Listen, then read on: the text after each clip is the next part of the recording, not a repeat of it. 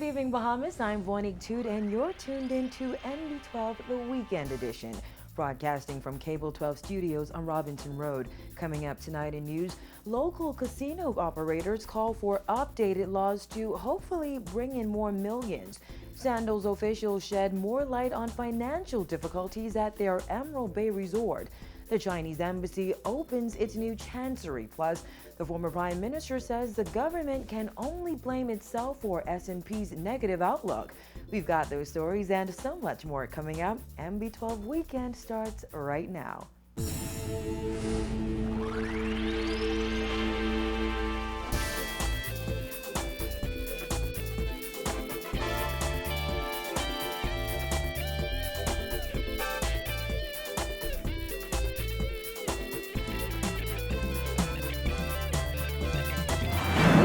Topping news tonight, while talk has swirled for months about the possible legalization of numbers houses and the introduction of a national lottery, those who run legitimate gambling operations in the Bahamas are now calling for updated regulations in that industry.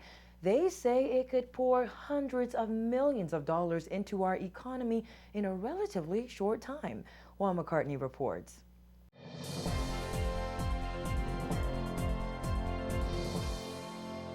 Casinos in the country currently bring in many millions in cash and taxes, with low operating costs and high-paying, stable jobs. But the Bahamas has only scratched the surface of the global market, according to experts. And proposals put forward to the government by a group of those experts will hopefully help the industry bring in more than $500 million in cash on an annual basis in a relatively short time. The legislation governing casinos in the Bahamas has existed since 1969, and the Lotteries and Gaming Act hasn't been updated in nearly a decade. And as Senior Vice President of Administration and External Affairs of Baha Mar, Robert Sands, points out, the advent of casinos in new areas of North America and Asia and the further maturing of the Las Vegas Strip has turned legitimate gambling into a $6 billion market, and that's all cash. But Sands says the Bahamas is falling far short of getting its fair share of that windfall. The Bahamas gaming revenue at the moment is around $140 million a year.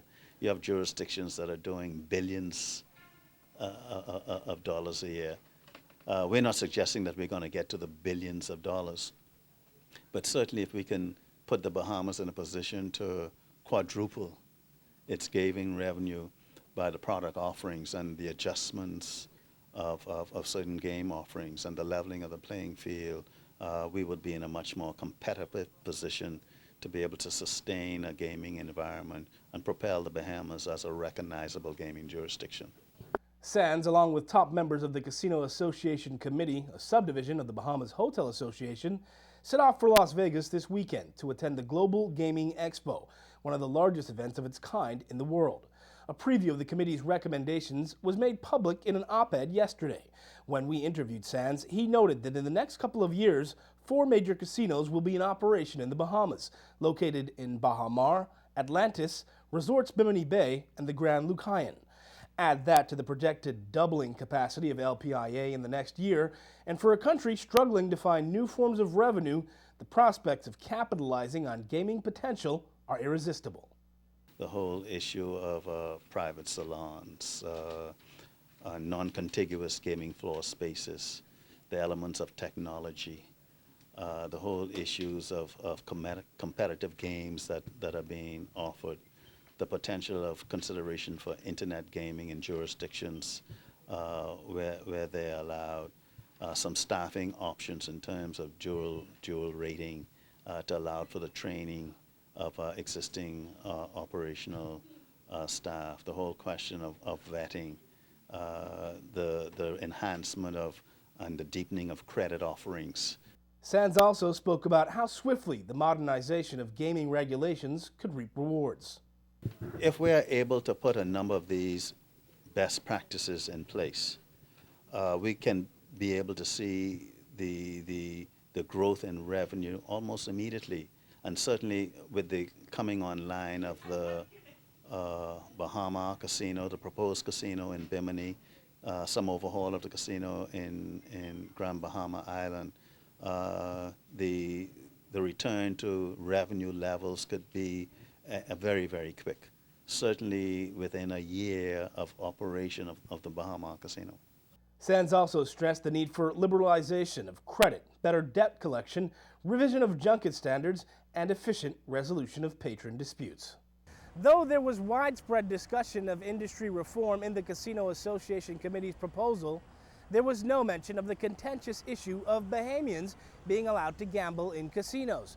Though the owners of the casino properties here in the capital have said they would welcome Bahamians in their establishments, when and if that will ever happen at this point is anyone's guess, as the Christie administration has so far shown no sign of willingness to change the status quo in that regard. Reporting for NB12, I'm Juan McCartney. Officials at Sandals Resorts International have shed more light on their efforts to keep the Sandals Emerald Bay Resort in Exuma open. They say they felt compelled to clear the air on the matter to avoid any misunderstanding after Prime Minister Perry Christie said earlier this week that the resort is losing money and could close. In a statement issued last night, the developer said it is a fact that the hotel is facing severe difficulty in continuing operations at Emerald Bay because of the multitude of high costs associated with operating from the Family Islands.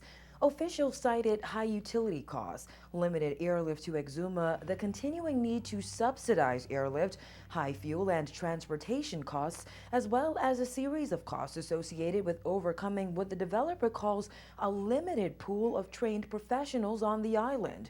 Sandals Resort International says it is by no means seeking a bailout, but has put the situation squarely to government and asked officials to investigate ways they can work together to bring some respite to the impossible economic environment Sandals is facing in the Family Islands.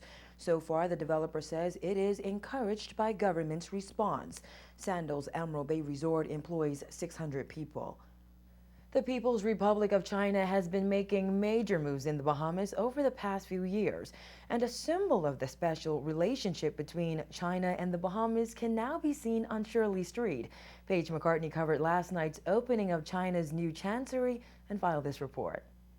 According to the Chinese ambassador, this brand new state-of-the-art Chinese consulate office solidifies China's presence in the Bahamas and the bilateral ties shared between the two countries.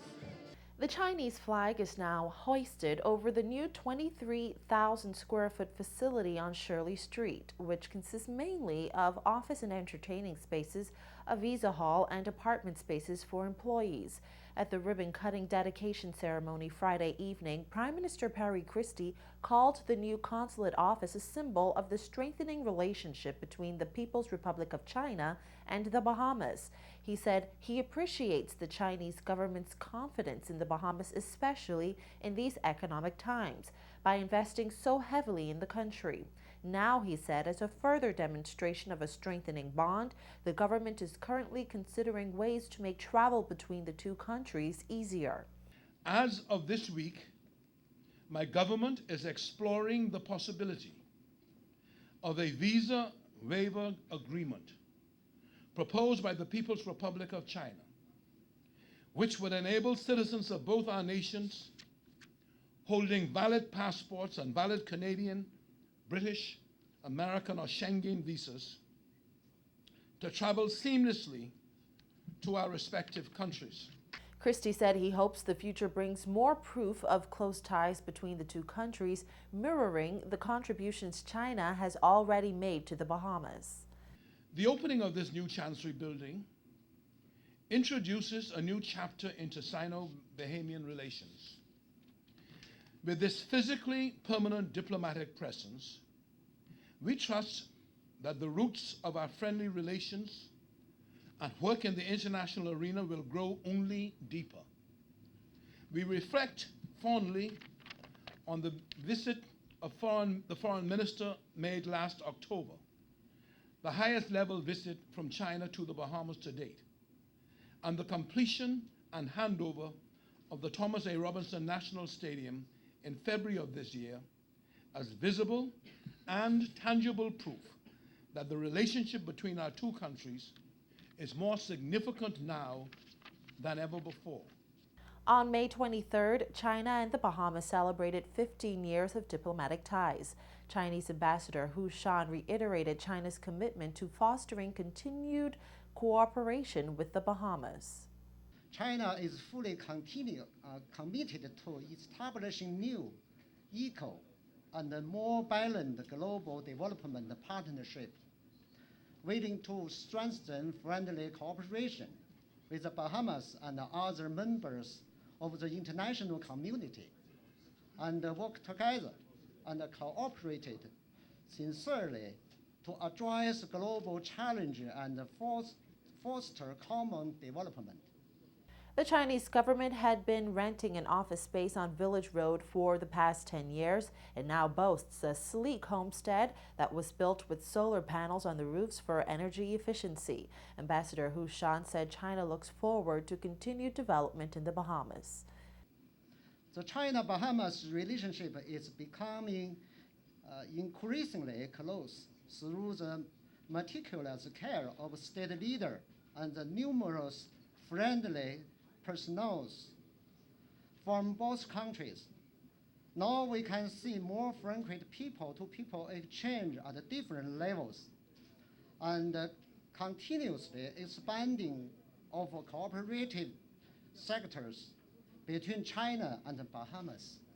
The dedication ceremony was held just 3 days before the 63rd Chinese National Day on October 1st. For MB12, I'm Paige McCartney.